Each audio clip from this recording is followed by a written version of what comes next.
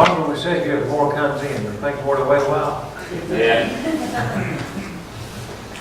I'm thankful that you're all here. Thankful for a lot of things today. Thankful for a good Sabbath that we had last week. We had a good Sabbath there in the park.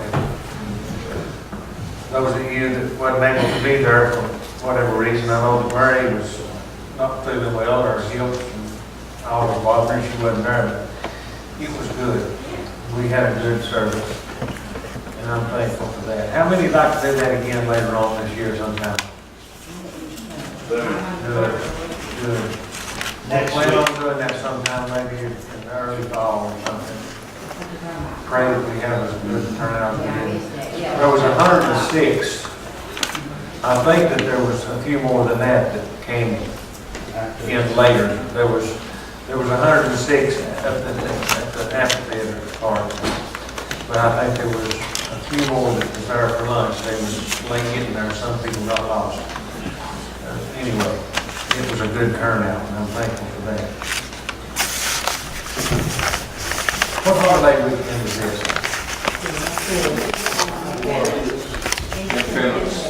Independence Day. What does Independence Day mean to most people? Most of the world, what does independence, well, most of the nation, the people here in the country, what does Independence Day really mean to them? Freedom. I think the majority is just a cookout, fireworks, partying.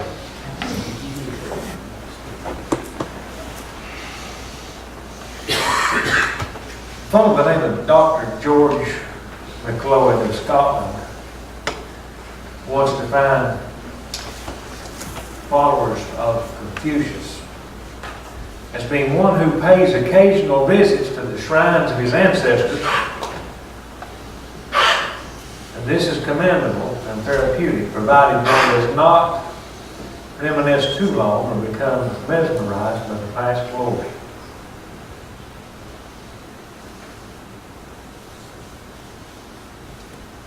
Some people wind up too hooked on the past to live in the future, don't they? To move on to the future and even live in the present. You know, God gives us miracles to build our faith, but He doesn't want us to live on the same miracles forever, does He? We talked about prayer a while ago, and the powerful prayer, the thing that we have in prayer. You know, the same God that parted the Red Sea is the same God we have today. We just don't have the faith in Him to do the things that He did then. He's still the same God, isn't He? In a sense, the communion service that we're having today is a revisitation of past, right? Jesus said, as often as you do this, do in remembrance of me. But it's Him that we're to remember. The one that provides all our love, our breath, our food, everything we have. He is the provider of it all. But on July the 4th, 1776, our forefathers signed the Declaration of Independence. And we as a people need to go back and revisit the thoughts and the ideas that these men had when they penned these words. It's a very different attitude and outlook that most of the Americans have today of what freedom is. Would you agree with that? Their idea of freedom was a lot different than what this nation has become today. When citizenship can be purchased or declared by government or politics, the image of America is distorted. Let's look just a minute at America with a clear mind and a clear heart. And as we talk about this, let's look at the parallels between the relationship with Christ I believe that this country is the greatest country that's ever been on the face of this earth. And I think that God allowed this country to be that way, and He runs a parallel with the church in this country. And you'll see what I mean in a minute, I hope. During the Continental Congress in 1776, Thomas Jefferson was chosen to write a draft of the Declaration of Independence. And he secluded himself, and with very little help, in about 17 days produced one of the most profound documents, political documents, ever written. He brought that back to the Congress, and they made a few adjustments, then they voted to accept it. And the British Prime Minister, William Gladstone, later said it was an inspired instrument. We have something here that we know was inspired. Amen. The Word of God. And I believe that the Declaration of Independence was inspired by the Holy Spirit myself. Amen. I believe it was inspired by God. It was penned by men, but inspired by God. But it's been distorted, just as God's Word has been distorted by men. The Declaration is being distorted today.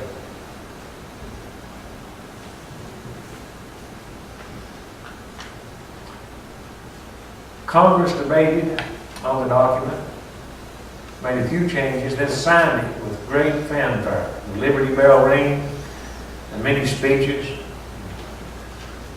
and costly commitments.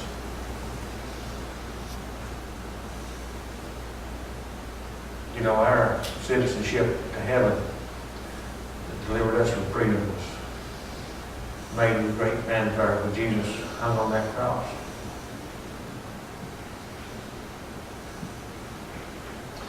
There was a declaration signed in blood of our Savior, that we were His people, and that we have freedom through Him.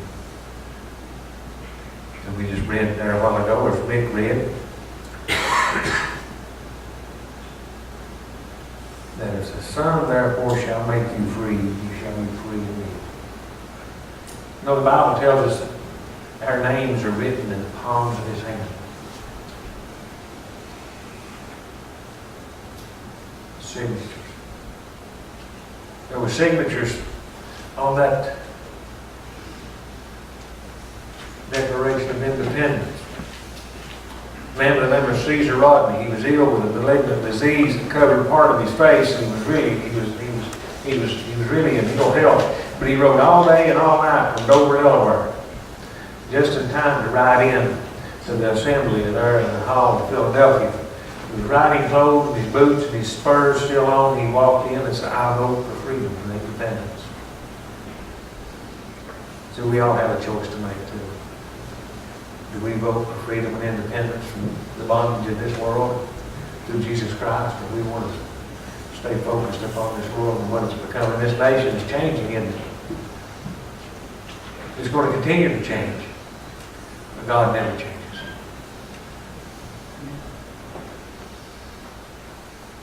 That agreement is one that cannot be changed by man.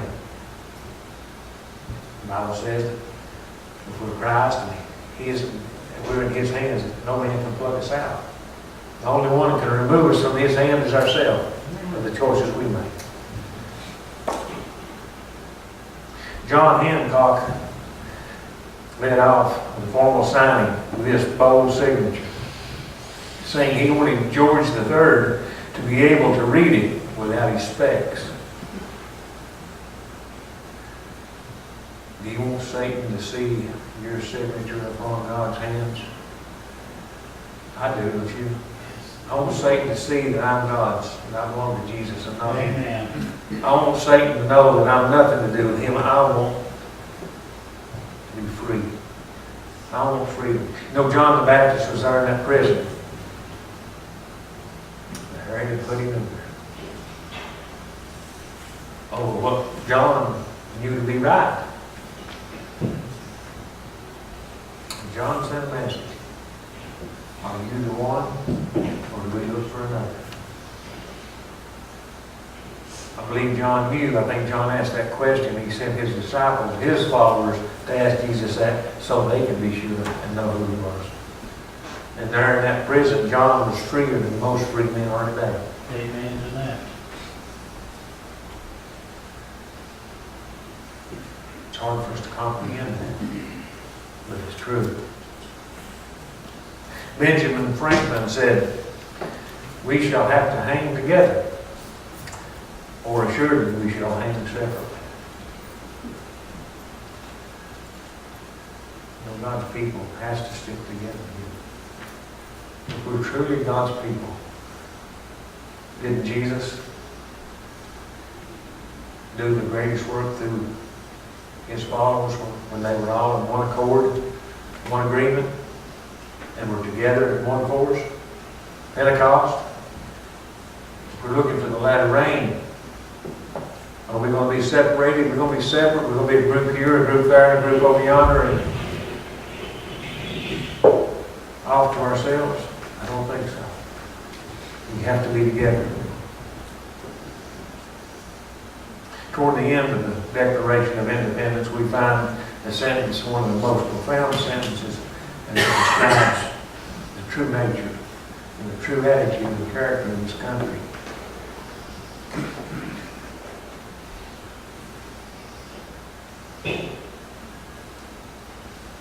We hold these truths to be self-evident, that all men are created equal. God is no respecter of persons. That they are endowed by their Creator with certain inalienable rights. We all have rights of God, and we're created in His image. And among these are life, liberty, and the pursuit of happiness. And Jesus said in John 10:10, that I've come that you may have life and have it more abundantly. See the parallel in this nation and what God has for us? He's trying to talk to us. He's trying to tell us. And toward the end of the Declaration, we find another sentence that's equally as important. And for the support of this Declaration, we affirm the alliance in, let me restart over. And for the support of this Declaration, with a firm reliance on the protection of divine providence, we mutually pledge to each other our lives, our fortunes, and our sacred honor. That's sacrifice, isn't it? That's sacrifice. What do we sacrifice for God? A couple of hours on Sabbath morning? Maybe a prayer or two through the week? Maybe a short prayer before each meal? Or do we spend time in His Word and spend time in Him daily? You know, I saw here last Tuesday night some sacrifice. I seen something that God wants His people to do, to reach out to those around them, to help them. And as Danny said, not judging anybody, but just helping those that come. Sacrifice.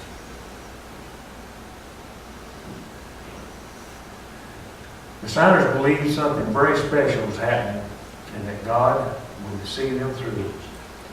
It was a new and courageous covenant, men mutually pledging their lives, their fortunes, and their sacred honor. This is breathtaking and inconceivable in the fermentation of today's world. Today it's all give and give and give, isn't it? It's not about what we can do to make our country better. It's turning apart. You know, I remember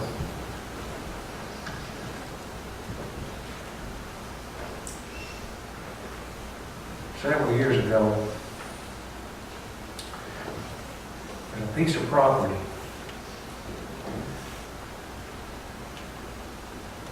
that a man had raised his family on it.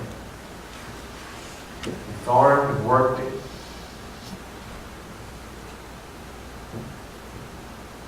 when his kids were grown and all had moved away, he decided to sell that property. And he sold that property to one of his grandchildren. There was about 50 acres. Field, spring, barn, and house. And there was 3 different other people's lines joined that property. And there'd never been a problem all through the years of that man raising his family with the boundary lines. Everybody knew where the lines were. There were fences and mutual agreements, and there was never a problem. Until after he died. One of the people that owned the property adjoining this piece of land tried to claim 2 different sides of that property as being part of his. Lawyers were hired, and they went to work on surveying, and they went to court. And in the courthouse, when they stood up, the grandchild of the man that owned this property was there, along with the neighbor. And when the neighbor's lawyer stood up and said, "This section is the largest section that they are trying to take. This is the section that we're fighting for." Well, the grandchild stood up and said, "I'm not worried about that. They can have it. It's the other that I want." What's that have to do with this? With independence? It's because of what these men sacrificed for and what our men and women are sacrificing today for a country of freedom, of rights for individuals. And then there are those that are coming along that are recipients of the gift, but are turning it back and saying, "No, we don't want this. We want it the other way." We're giving up what our forefathers and our military men and women have fought for ever since the Declaration of Independence. We're giving it back to Satan. We're giving it back to the world.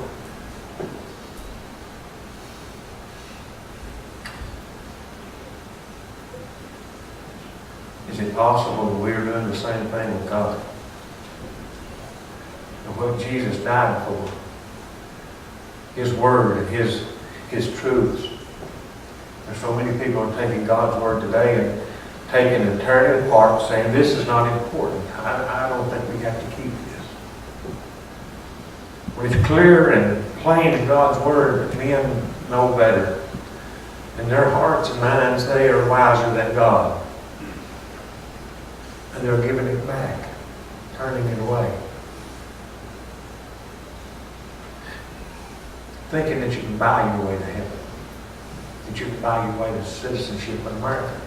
Or you can politically maneuver and make yourself a citizen in this country and receive the benefits there. It's not going to happen that way with heaven.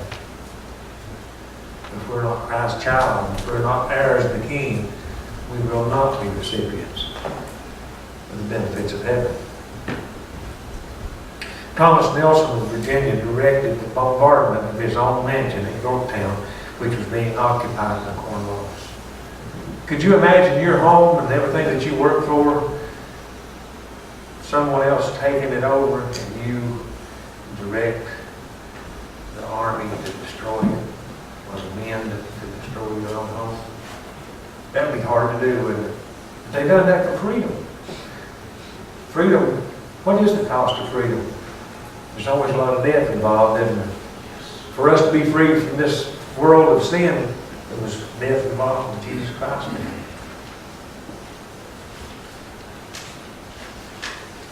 Nelson also undertook to raise $2 million to repay the French fleet for their assistance in the war. He died in poverty. This was his sacred honor. Francis Lewis, a a wealthy New York trader, lost everything. His wife was thrown into prison and died shortly after her release. Richard Stockton of New Jersey, a Princeton graduate, lost all his wealth, property, and magnificent library. He was in prison and died following the war. Almost everyone that signed the Declaration of Independence died before that war ended.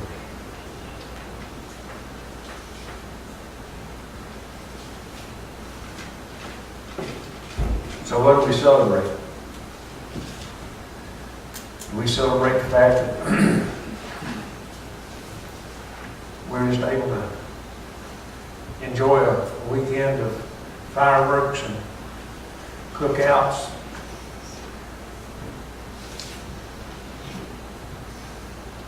Or do we really celebrate the freedom that God has given us in this country to worship Him, to serve Him, and to sacrifice for Him? Because sacrificing and working for God, there is no sacrifice. It's all joy, it should be. And it's worth it all. As we go into communion service today, Lord, this humility, the bread, the partaking of the wine, the juice. Let's go back and look at what freedom costs us. What the right to be called a citizen of heaven costs us. It wasn't cheap. But Jesus loved you enough to be paid. And our forefathers and our military men and women around the world are still paying the cost today of the freedom that our first nation's founders paid. It's still an ongoing process. Thanks be to God, He died once for our sins.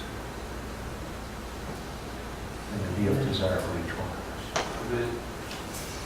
Father in heaven, thank you, Lord, for this day. Lord, we thank you for the Independence Day, Lord, of slavery from other nations. And Lord, we thank you for our men and women all around the world and here at home that are serving this nation and keeping it free, Lord, that they know what the sacrifice is. Help us to understand how great a sacrifice it is for us to be able to worship here today and not be bothered. But Lord, we know that it's coming a time soon that we'll not be able to do this. But we know that we're free in Jesus because the Son makes us free.